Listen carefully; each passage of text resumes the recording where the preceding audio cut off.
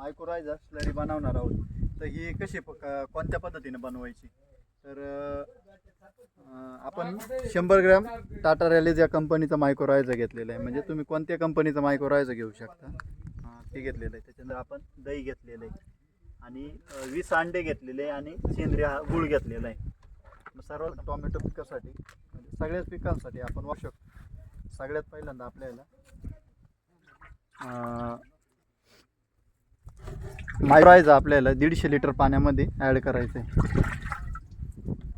हे ॲक्टिवेट स्वरूपामध्ये करून घ्यायचं आहे आपल्याला. व्यवस्थित काढून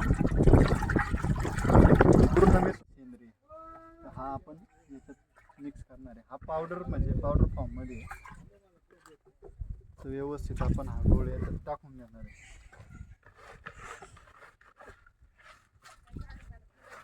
याच्यामध्ये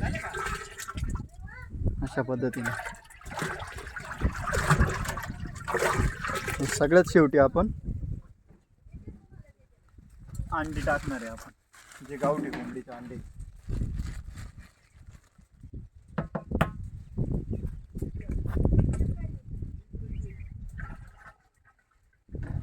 अशा पद्धतीने आपले जी मायक्रोरायझा स्लरी आपण जी तयार केली. आता याचे आपण जेव्हा पिकाला सोडतो 5-6 दिवसामध्ये तुमचे फळांची साईज आणि त्याच्यानंतर पानांची गुणवत्ता क्वालिटी सुधारण्यास चांगली मदत होते. झाडाला प्रोटीन मिळते, फॉस्फरस, अन्न घटक, अन्न सूक्ष्म अन्नद्रव्य वेगवेगळे घटक याच्यापासून व्यवस्थित काठीनं हलवायचं. सकाळ संध्याकाळ 150 लिटर आपण 3ऱ्या दिवशी ड्रिपच्या वाटे सोडणार आहोत.